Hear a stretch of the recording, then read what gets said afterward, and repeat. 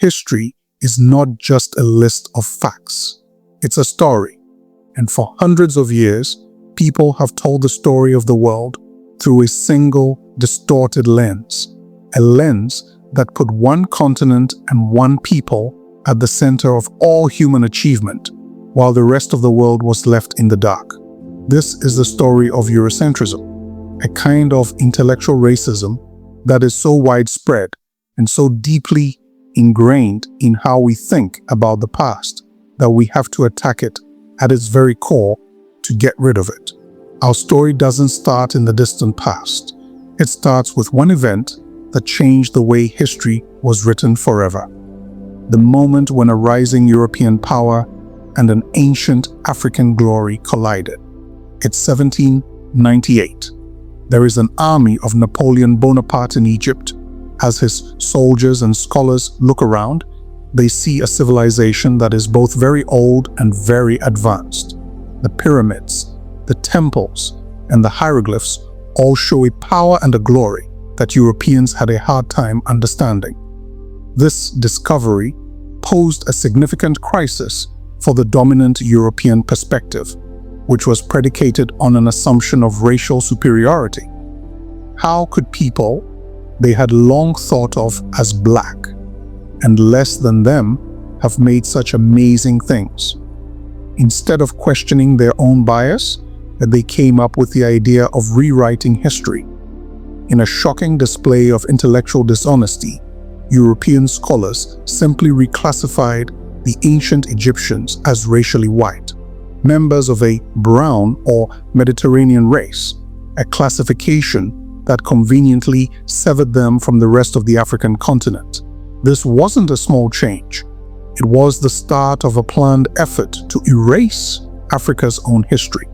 Institutions like the Göttingen School of History in Germany, a major center of 18th century thought, gave this intellectual trick a thin layer of academic respectability. People like Christoph Meiners there helped create a new racial science by putting people into a hierarchy. They are made three neat racial groups: the Caucasoids in Europe, the Mongoloids in Asia, and the Negroids in Africa. These categories, lacking any substantial scientific foundation, became the unquestioned basis for fields such as anthropology and history. They were the perfect way to explain why Europeans should expand their colonies, why the transatlantic slave trade was so terrible, and why racial caste systems were starting to form in the Americas. Science was being used to help the empire's plans. To fully comprehend the architecture of this intellectual racism, we must reference one individual who, more than any contemporary Western philosopher, formulated the most systematic argument for the superiority of what he termed Western white Protestant bourgeois modernity. His name was Georg Wilhelm Friedrich Hegel. Hegel built a complicated philosophical system that was basically a racially structured ladder of human development, a story of the world spirit moving towards self-realization. He put the Germanic peoples of Europe at the very top, saying they were the final and full embodiment of reason and freedom. He said that the people of Asia, who were in the middle, had a divided consciousness that allowed them to understand, but not to truly reason for themselves. And at the very bottom, the people of Africa were stuck at the most basic level of awareness, the senses. Hegel's statements were not just academic thoughts. They were presented as absolute philosophical truths in his important lectures on the philosophy of history. He used a pen to divide Africa into three parts, saying that they were all separate and had nothing to do with each other. He thought of the northern coast as European Africa, which he saw as just an extension of Europe. He gave Egypt a special, separate status that connected it more to Asia and the Mediterranean than to the continent it was on. Then there was what he called Africa proper, which is the huge area of the continent south of the Sahara. Hegel said that This place is the land of childhood, which lies beyond the day of self-conscious history and is covered by the dark mantle of night. A continent full of different cultures, kingdoms, and histories was called a historical void, a place without growth, spirit, or history. Hegel's ideas helped people think about the horrible things that happened during the colonial era. His well-known master-slave dialectic, which is often seen as a purely abstract idea about the fight for recognition, has a much darker meaning when looked at through the lens of his racial theories. It serves as a rationale for subjugation. The relationship he describes is not one of social contract, but of absolute power, where the master has power over life and death over the slave, who is treated like a child who can't take care of himself. This was not just an idea, it was the real life of millions of Africans who were enslaved in the Americas. It was a system of paternalist despotism that Europe's greatest philosopher gave his stamp of approval to. Hegel's shadow is long and dark. His ideas did not perish with him. They were assimilated and recontextualized by successive generations of intellectuals. Karl Marx, who is famous for wanting to turn Hegel right side up, couldn't completely get away from Hegel's ideas. Hegel's philosophy had Eurocentric ideas, like the idea that history moves in a straight line toward Europe. These ideas were carried over into Marxism, which is a problem that many Western Marxists have not dealt with. Tashale Tebobu, a scholar, says in his book Hegel and the Third World that Hegel's work was a good place for modern ideas to grow, from existentialism to Nazism. In Tebobu's words, he is present amongst us not only as truth, but also as reality. To fight Eurocentrism, we first have to deal with the ghost of Hegel that still haunts our world. If Hegel laid the philosophical groundwork, a new, more dangerous theory would provide the false scientific story. The Hamitic hypothesis was its name. In the early 1900s, British ethnologist Charles Seligman, who was very important at the time, improved this theory. He said that all important achievements in Africa were made by a mythical, light-skinned race of pastoralists he called Hamites. He said that these Hamites were basically white invaders from the north and east who brought civilization to the Negroid populations, who were thought to be backwards and agricultural. This was the exact opposite of the original story in the Bible about Ham, who was linked to a curse. Out of nowhere, Hamites became the light bringers and the force that civilized a dark continent. The Hamitic hypothesis was a strong and useful idea for colonialism. It systematically denied that there were any indigenous African states, inventions, or cultural achievements. If there was any proof of an advanced civilization, like a complicated political system, a beautiful piece of art, or a new way to farm, it was quickly linked to these made-up outsiders. It was a fantasy, but it had power in the real world, and a group of European experts who went to Africa and only saw what their biases led them see added to it. One of the most strange people was Leo Frobenius, a German ethnographer who came to southern Nigeria in the late 1800s. He didn't see a lively native culture in the holy Yoruba city of Ile-Ife. Instead, he said he found the lost city of Atlantis. Frobenius told the story of an Etruscan civilization that sailed the seas and whose last remains were kept safe by the Yoruba. He said that the Yoruba god Olokun was really the Greek god Poseidon. He thought that the beautiful bronze and terracotta heads he found, which were works of art with stunning realism and sensitivity, were proof of this foreign classical influence. He concluded that the Yoruba had descended from this former glory, a decline he attributed to the gloom of Negrodom that had overshadowed them. One man's racist delusion, which was passed off as serious research, would go on to affect generations of historians, both European and African, making the study of Yoruba history toxic for decades. The fantasy went on farther up the Nile. George Reisner, an American archaeologist who is known as the father of Nubian studies, was digging up the ancient kingdom of Kerma in what is now Sudan in the 1920s. Reisner's writings show that he was stuck in the racial theories of his time when he saw a strong, clearly African civilization that was older than most of what he knew in Egypt. He wrote with chilling certainty that the social mingling of Egyptians, Nubians, and Negroes resulted in offspring who don't inherit the mental qualities of the highest race.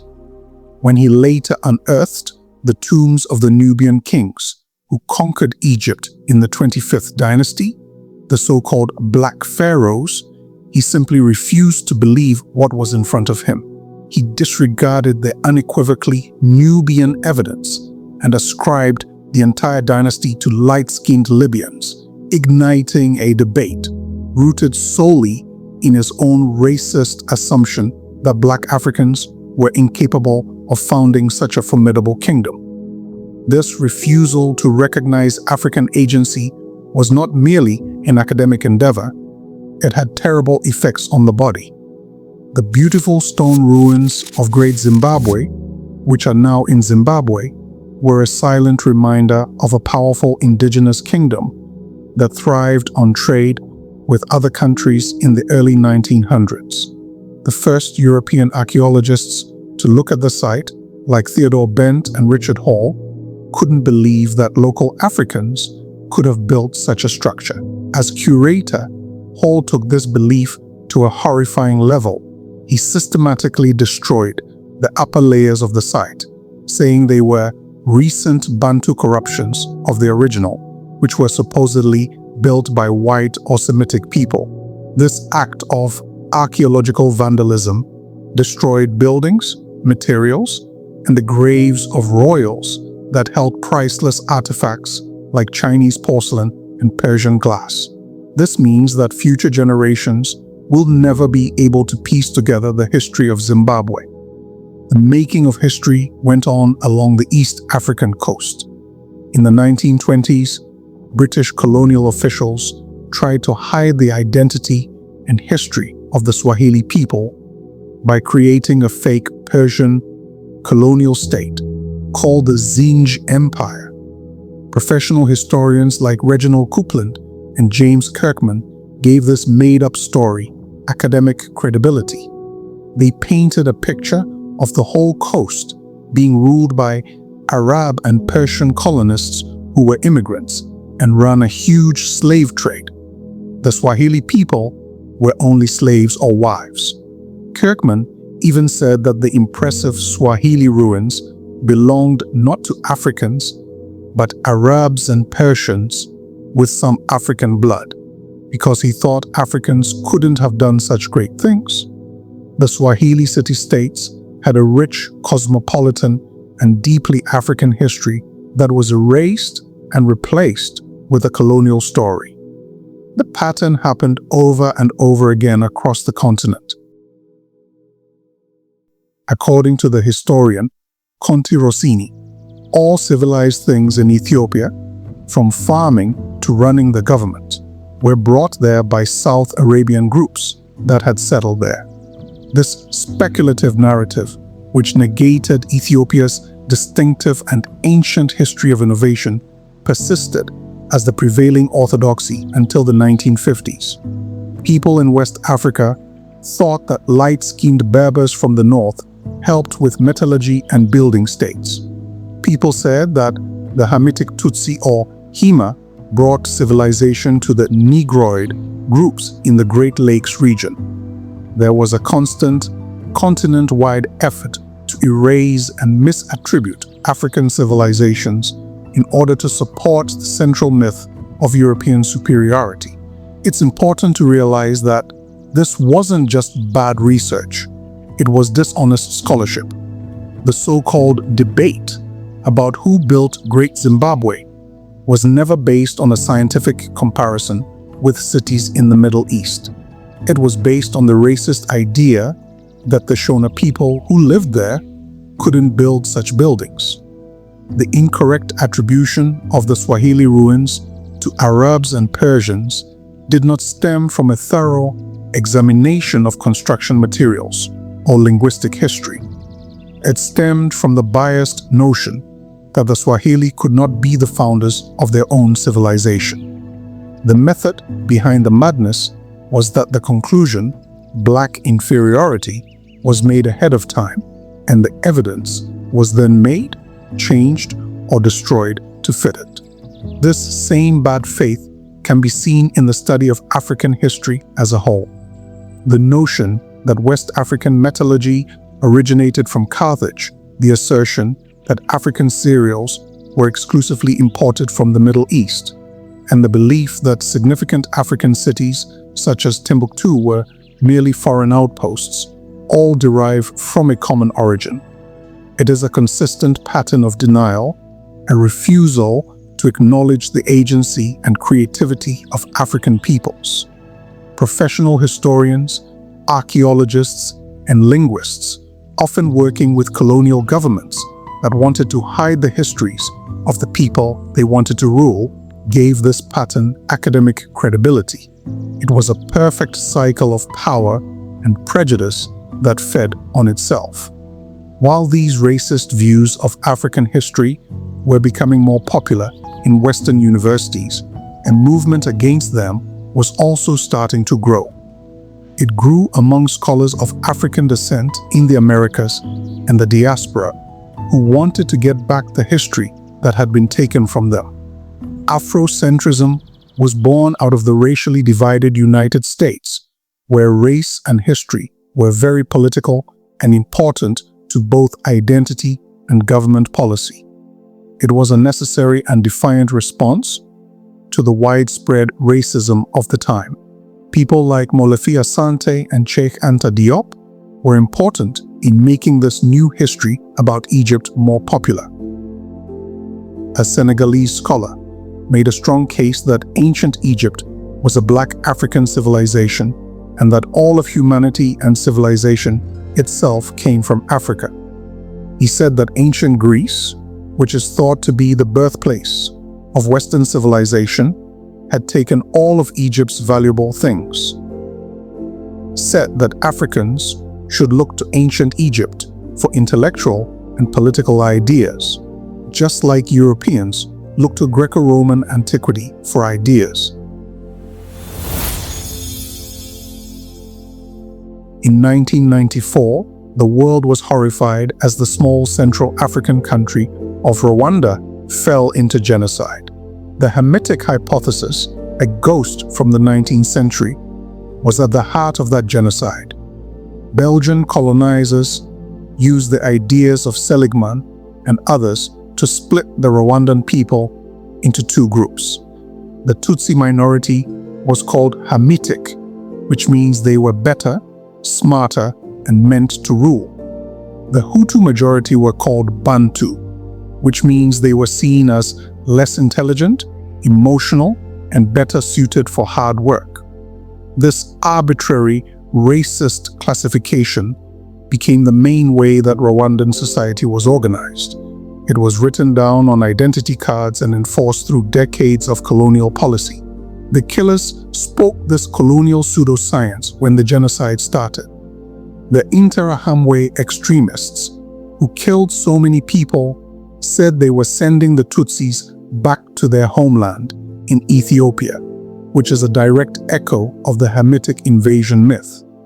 People say that throwing bodies into the Kagera River, which flows toward the Nile, was the fastest way to do this. A scholarly fantasy had transformed into a rationale for mass murder. The horror did not stop in Rwanda. The fighting spread to the nearby Democratic Republic of the Congo, where two wars broke out that involved more than 7 African countries and killed more than 5 million people. This was the worst war since World War II. The violence wasn't always as bad, but it was still terrible. The colonization and dispossession of African peoples in southern Africa were rationalized by the academic construct known as the myth of the empty land, European settlers arriving in the 19th century perpetuated the notion that they were entering a predominantly uninhabited wilderness, disregarding the long-standing existence of intricate and established societies such as the Zulu, the Xhosa, and the Sotho. This historical falsehood, which erased the indigenous presence from the landscape, served as the legal and moral justification for land seizure and the establishment of the brutal apartheid regime in South Africa. The repercussions of this myth, along with the racial hierarchies it upheld, persist in the region today, manifesting as significant disparities in land ownership. Academic theories are never simply theories. They are tools that can be used to justify taking away people's rights, oppressing them, and even killing them. But even in the darkest days of slavery, people fought against this mental and physical bondage. Frederick Douglass, who escaped slavery to become one of the most powerful voices for ending slavery in the 19th century, is a great example of how Hegel's abstract philosophy doesn't work in the real world. As a young man, Douglass was sent to Edward Covey, a well-known slave breaker who was very cruel. After being abused for months, Douglass, who was only 16, fought back. Douglass said that the brutal 2-hour fight was the turning point in my career as a slave. He was ready to die, and by doing so, he overcame the fear of the absolute Lord that Hegel thought was the basis of the master-slave relationship. At that moment, he was free in his mind. The lie at the heart of these ideas is shown by Douglass's own life. Later, he wrote very clearly, "It was not color, but crime, not God, but man, that afforded the true explanation of the existence of slavery." He knew that slavery was not a natural or philosophical state, but a social construct, a crime committed by one person against another. The enslaved man from Maryland was just as smart and defiant as the great philosopher from Stuttgart. Teschel Tibebu says that Douglass and Hegel are quite on par with each other at that moment of struggle and recognition. The lived reality of the oppressed shows how wrong the oppressor's philosophy is. So, what's next? How can we fix the damage that has been done by bad thinking for hundreds of years? The solution does not reside merely in critiquing Eurocentrism or in establishing a reversed, reactionary Afrocentrism. To move forward, we need to completely change how we think about African history by putting the African societies that made it at the center of the story. It means getting past the never-ending arguments based on racist ideas and instead looking at the wide range of evidence that Africa itself offers. A new generation of scholars is already working on this project, which is dedicated to a truly decolonized history. For example, the work of archaeologists like Augustine Hall and Roderick McIntosh has completely changed the old stories about West Africa. Their findings in the Tichet Walata area of Mauritania have proven that agriculture, state building, and urbanism in West Africa did not come from the north, but grew up in the area over thousands of years, starting as early as 2000 BCE. The discovery of the city of Djenné in Mali, which thrived for hundreds of years before Islam came to the area, has completely changed how we think about trade and city life in the region before Islam. These were complicated societies that grew out of African roots and came up with their own unique ways to deal with the problems they faced in their environment. And the place in Zimbabwe that Richard Hall damaged is now being restored. Archaeologists like Shedrack, Chirikure, and Thomas Huffman have changed how people think about the hundreds of stone ruins. They are no longer thought to have been built by mythical foreign builders. Through careful archaeological work, studying trade goods, and a deep understanding of local oral traditions and cultures, they have definitively shown where these structures came from among the Shona people. This is how real research looks. It doesn't make up stories to fit biases. It follows the evidence, respects the local context, and gives people back their historical agency who were taken out of their own story. This is how we go after Eurocentrism at its heart. We must acknowledge that it was not merely a perverse underbelly in the study of African history. It constituted the foundational basis for its establishment as an academic discipline. The European philosophers, historians, and explorers, lauded as the founders of the field, had already developed their theories of African inferiority prior to their arrival on the continent. Their work did not seek truth. Rather, it served to validate their own biases. To tear down this rotten foundation, we must reject its main idea, that people from non-Western cultures are not active creators of history, but rather passive recipients of it. We conclude as we commenced, with Hegel. His legacy is more than just a historical curiosity. It is something that is alive and breathing in our world.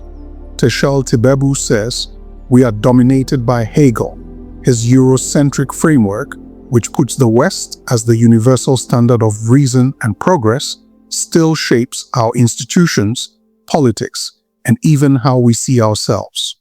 It continues to exist in the assumptions of contemporary academia, in the stories told by popular media, and in the frameworks of global power.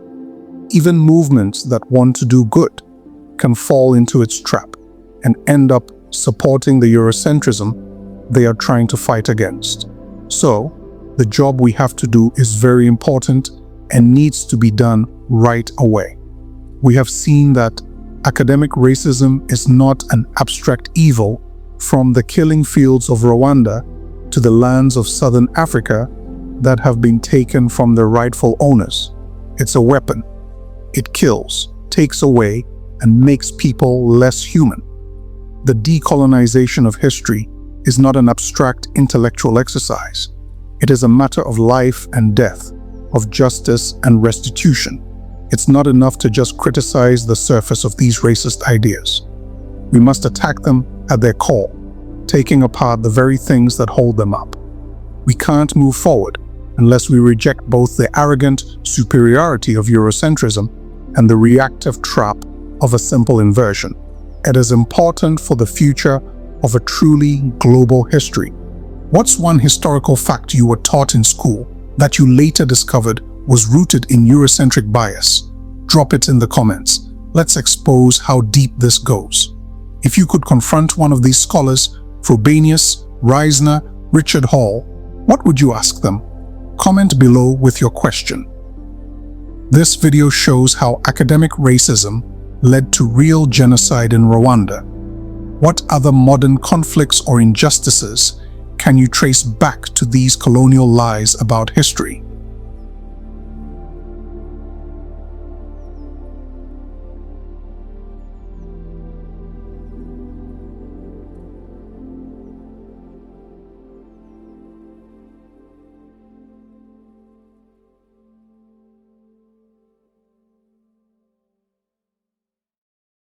Until the lions have their own historians, the history of the hunt will always glorify the hunter.